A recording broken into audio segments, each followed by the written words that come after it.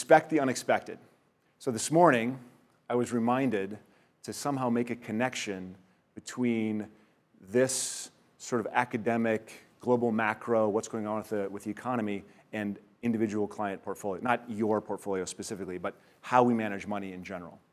And so I want to look at this, and we use this quote, to expect the unexpected shows thoroughly modern intellect. So we're not making decisions today based on what happened in Greece yesterday or China this week in the news. We never make decisions based on that kind of stuff.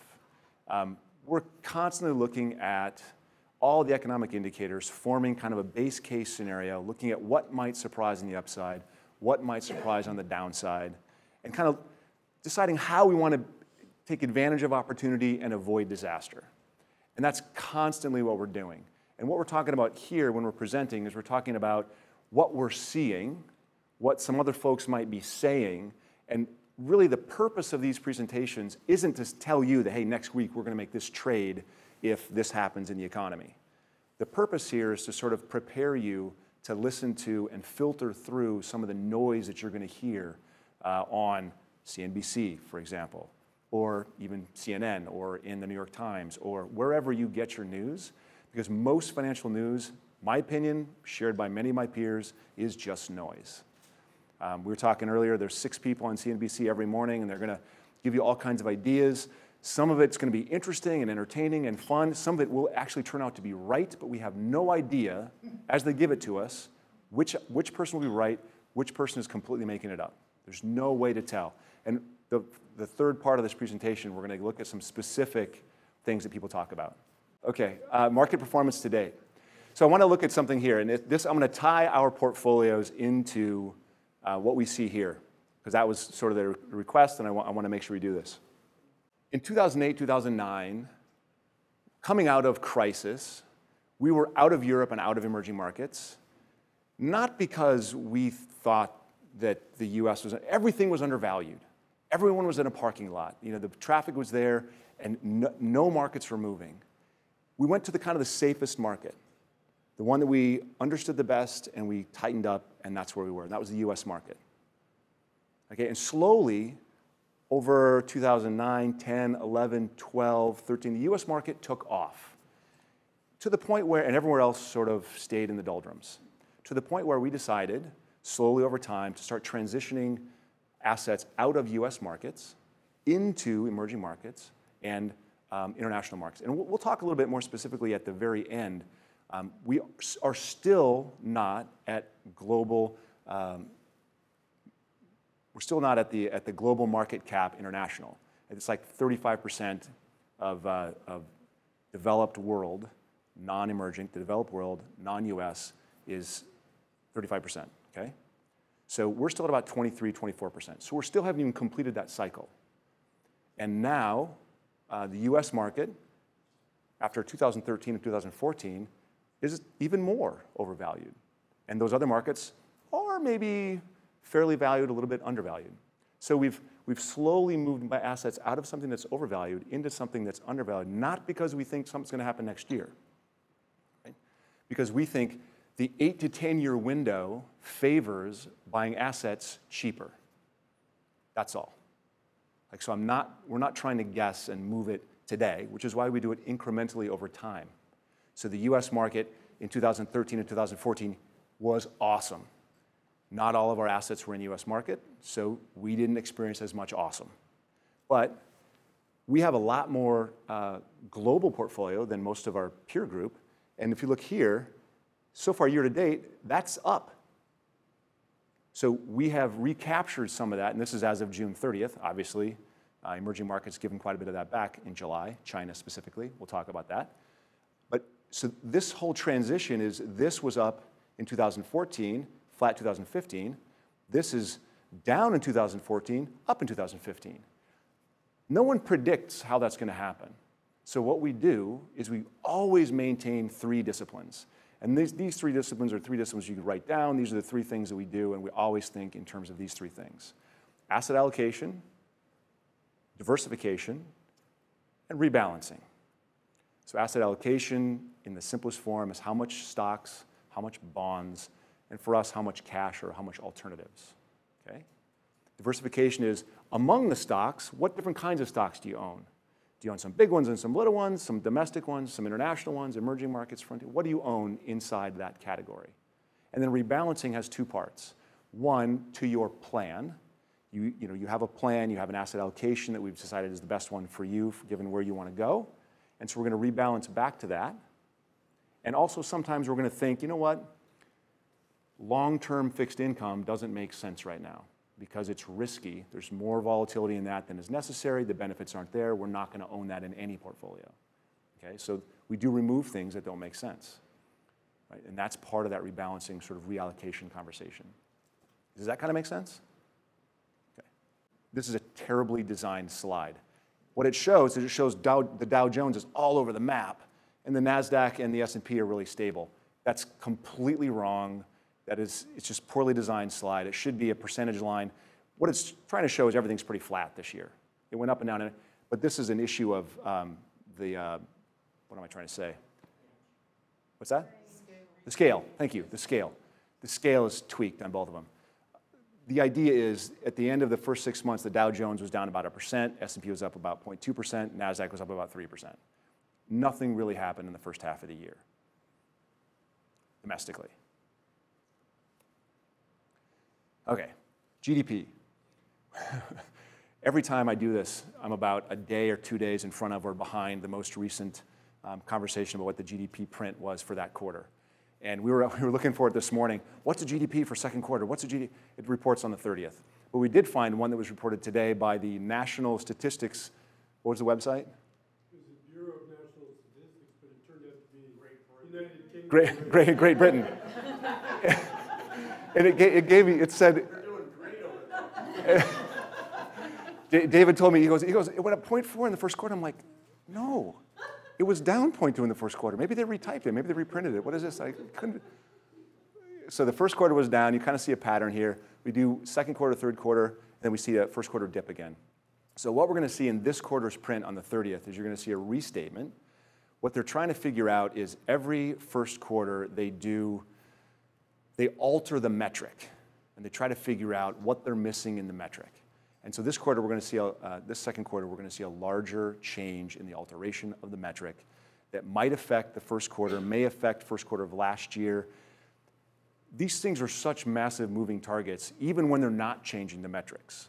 They do 3 times of every single print. So the first time they printed Q1 of this year, it was a negative 0.7, right? Or was it negative 1.7? Negative 0.7. They revised it to negative 0.2. My assumption is when they do the revision in 2 days of how it's calculated, they're going to add 0.2 back. And maybe in addition to other things, you'll see a little bit of growth. So we might see the first quarter go to a positive. The interesting thing is the first quarters have been slow for the last 5 years. But, what's that? Do we know why? Well, no, we don't. But what people are claiming is that snow. East Coast, we don't see it here, but lots of slowdown in the economy comes from the Midwest and the East Coast shutting down because of snow. That's kind of the claim. I think there's a lot of calculation stuff going on there. Well, the fourth quarter growth last year was 2.2%. Right. Yeah, and so when I'm looking at these, what I see is kind of an ongoing 2% GDP. And I want to develop this a little bit because what I'm thinking about when I say that is I'm thinking about the GDP relative to other economies. If everyone grows at 2%, then really it's a battle between different companies who can sell the most widgets and services, right? If the U.S. economy grows at a faster rate, then U.S. companies have a generally better chance of growing at a faster rate, right? They have more people buying from them here domestically, and they can grow at a faster rate. So when I'm looking at this from a global macro standpoint, I'm thinking about how U.S. is going to fare in the next decade in terms of growth. So there's 2 parts of GDP. The first part is population growth or labor growth. The second part is productivity growth. And so if you have high labor force growth, you can have a high GDP just because more people are working. More money coming in their pockets, more spending in the economy, that cycle works. If you have low population growth, but you have high productivity growth, think of the late 90s, computers and chips and internet, and we started doing lots of things here and lots of productivity growth, then you don't need population growth, you have a lot of GDP growth. The challenge the US faces is we're now operating at a productivity growth of about 1%, which is very low historically. And the last decade, we had about 1% of population growth. And next decade, given the retiring of the baby boomers, we're going to have less than that for 10 more years. So it looks like, when you look forward at GDP, US GDP is going to be 2%, maybe a little less than 2%. So that's a challenge for us domestically and for domestic companies, which is why you'll see later, you see so many US companies selling things overseas a lot more. Doesn't that relate to the Federal Reserve policy also? So indirectly. So the question is, does that relate to the Federal Reserve policy? Indirectly, I mean, the Federal Reserve is looking at, they definitely want growth. They want inflation at 2%, and they want unemployment to come down, well, to where it is. But having that inflation and having unemployment down will also boost growth. But their target's not growth. Interestingly enough, though, in the current statements, they're talking more about growth. It's not one of their mandates, but they don't want to raise rates. So they're finding ways to not raise rates, which is maybe good now, but sooner or later they have to do that, and they keep pushing it off. So here's what we're going to chalk up slow growth to currently. I think there's a challenge going forward, but here's some slow growth things that are happening right now. Low oil prices. We talked about this in our forecast report in January. Oil comes down, what happens? And in the first quarter, nice flies. In the first quarter of this year, S&P earnings were off about 5%, 5.6%, I think, relative to last year. If you take energy out, S&P earnings were up 8.5%. Energy was a huge hit on S&P earnings in the first quarter. Why? We quit investing. We shuttered a whole bunch of projects in North Dakota. We laid off a whole bunch of workers. We did a lot of things there because we couldn't produce. We didn't want to sell the oil cheaper than we pull it out of the ground, so we stopped pulling it out of the ground. Okay? So low oil prices are important. But slower consumer spending, usually you'd think, we get low oil prices, we get a little bit more money in our pocket. Maybe we spend some more in a restaurant, maybe people buy a different car, maybe people spend, and they haven't really spent it. They've sort of just begun spending it a little bit. Whereas in the UK, they got the low oil prices and they're spending all of it. So we're saving it, not really investing it, that doesn't show up, but we're putting it in bank accounts and we're saving it at no return. US dollar gains. So the US dollar went up. So you guys understand how that works, right? The US dollar goes up in price, up in value, and then if anyone wants to buy US goods, right, they have to transition their currency into dollars to buy those goods. So it's more expensive per unit of their currency to buy our corporation's exports. So it's more difficult for our corporations to be competitive internationally when the dollar goes up. So when we start raising rates, that's going to be make the dollar even more attractive on the global scale, make the dollar go up even more, unless it shot up in anticipation of that, which we don't really know. But it went up 20% in the first quarter, and what we're seeing now in profit reports is, guess what? They're complaining about the strong dollar. All the corporations are basically complaining about the fact that the dollar's strong and they can't compete with a strong dollar. Interesting. That's why we have that, decline in exports. Strong dollar, decline in exports. And then we have slow wage growth. We're going to talk about that in a second. So at the same time, in places like Britain, Germany, we see GDP improving. In places like Spain and Italy, France, we're seeing it decline. All in, the estimation is that since from March, it hasn't really pulled through yet, but it's from March where Europe started doing their own QE. Remember what QE is, quantitative easing. They started buying bonds in their markets. We'll talk about that more as well soon. But by doing that, they've stimulated growth in the economy, and towards the latter half of this quarter, we've started to see that in growth numbers. You don't really see it here yet, but the projections are improved. So Europe is going to grow faster, and this is why, right? Signs of economic recovery, euro lost value. Again, we talked about how our exports are more expensive.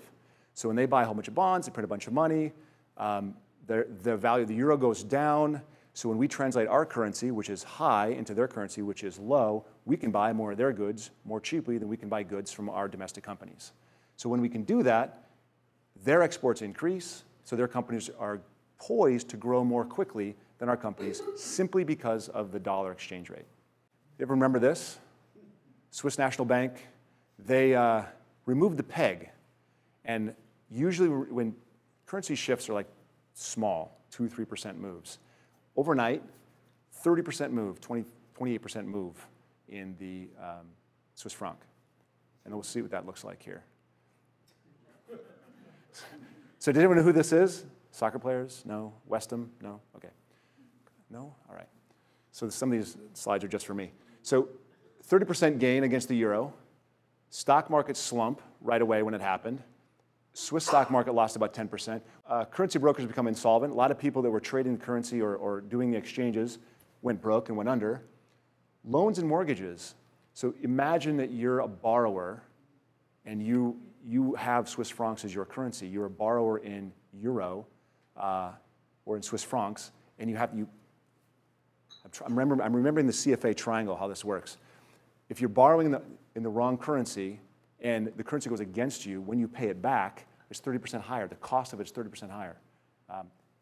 There's a benefit to that too here in a second. We'll talk about it. Oh, and the last one, the company who manufactured the shirts or that sponsored the shirts for West Ham United, which is a Premier League team, went under, so they no longer sponsor the shirts. So this is a West Ham. There's no shirt. There's a tattoo instead now. Anyway, sorry. So here we have 3-month interest rates. So note Sweden, Denmark. What would you think if you went to the bank and you deposited money in the bank and they sent you a letter and said, if you want to keep your money here, we're going to have to charge you? That happened, right? So that's actually reality. That happened in these places. And this happened. So this woman, this is New York Times, February 2015, Mrs. Christensen, 36-year-old entrepreneur in Denmark, was approved for a small business loan. Her interest rate was negative 0.0172. So the bank said, yes, we'll give you money to fund your business, and we'll pay you interest on that money. It's only like $1 a month, not much. But still, so why would they do that? Why would they want to do that?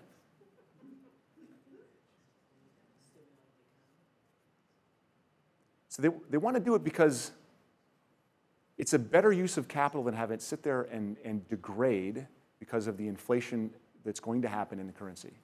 In expectation of inflation, the bank would rather get a teeny tiny or negative interest rate from you than have the currency sit on their books and lose value.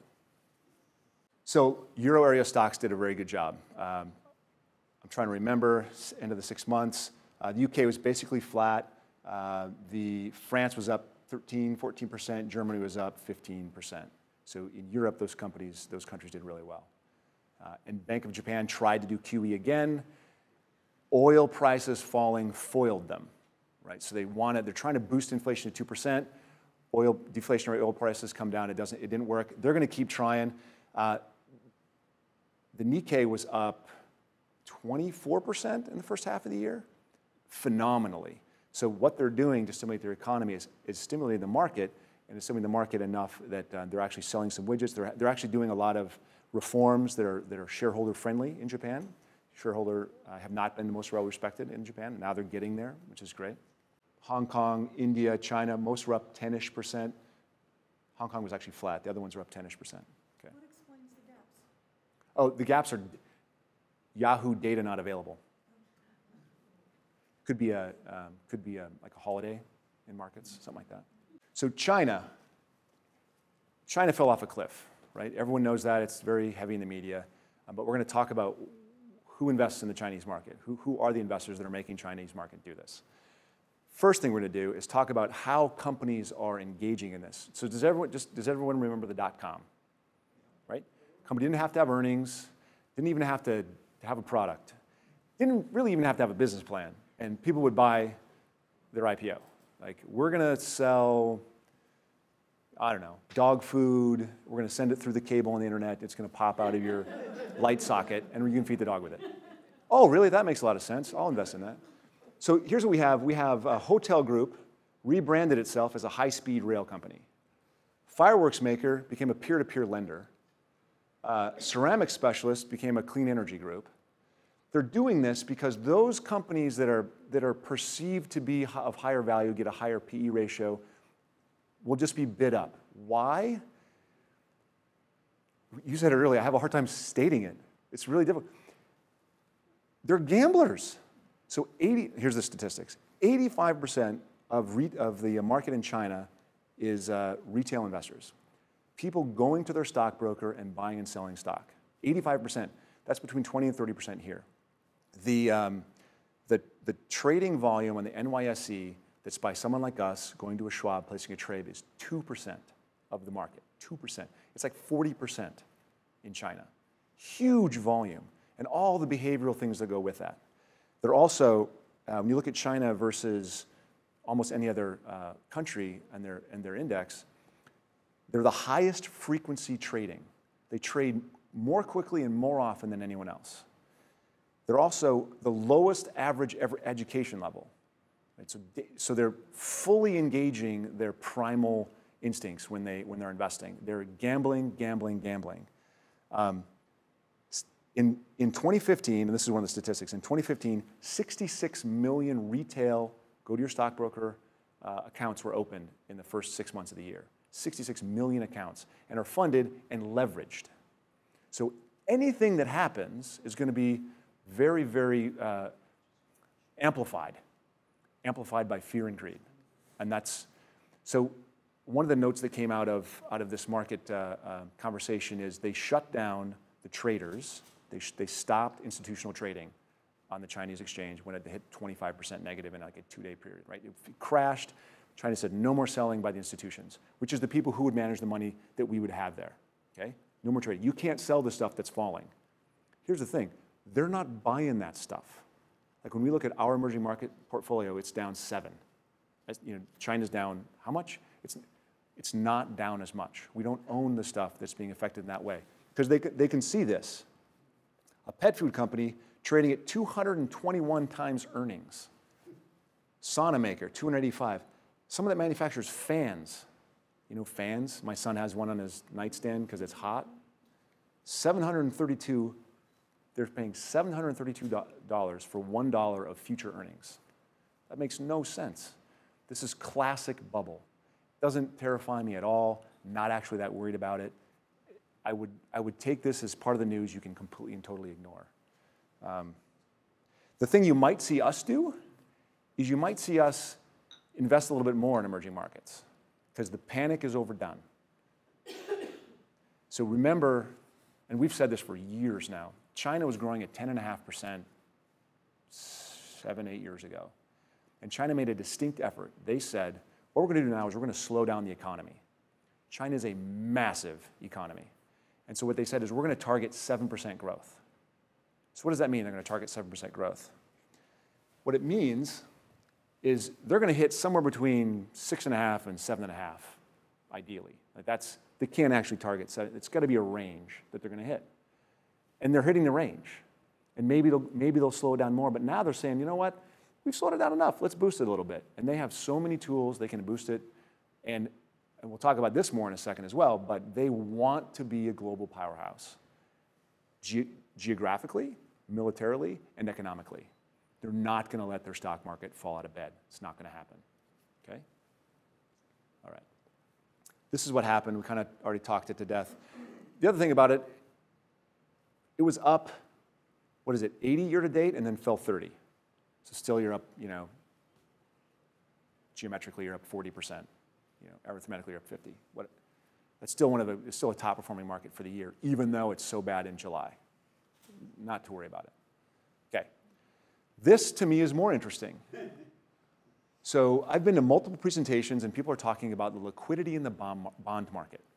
So what that means is when you have somebody needs liquidity, they need to invest in some massive plant. They need to sell their liquid bonds. They need to go to the market and sell those bonds. It used to be you'd go to the market and there'd be a whole bunch of market makers. People would be there and they would take your order and they'd try to split it among a couple buyers over here and they'd talk to their corporate buyers over here and maybe another bank would take down a big tranche of those bonds. Those market makers are gone. Banks don't have bond desks anymore because they were forbidden from prop trading And so there's no point. It's a cost structure for them to hold bonds, their capital in bonds. So they don't have it. There is no place, yes? Proprietary trading. They can't trade for their own accounts. Right? They can hold bonds, but if they sit bonds on their balance sheets, it's a risk. So they're not going to do that. They want to lend, and they know how to make money that way. If they can't trade the bonds with proprietary trading and leverage it up and sort of run an internal hedge fund, which was, kibosh in 2008, they said no more of that. So there's no more market making activities, okay? And we have trading algorithms that run so many things. All the ETFs are trading algorithms. All these bonds are traded in massive blocks. So if someone wants to sell a big block of bonds, there is nowhere to sell a big block of bonds. You've got to go to a trading desk. That trading desk, someone at Goldman Sachs, and say, we've got $500 million of this treasury bond. Can you move this? Sure, we can move it. This is your discount. We can sell it for this low price, right? So it isn't a good way to do it. So that's why we're seeing movement in the market from block trading, because there isn't another way to have that, and no one's going to hold on to that.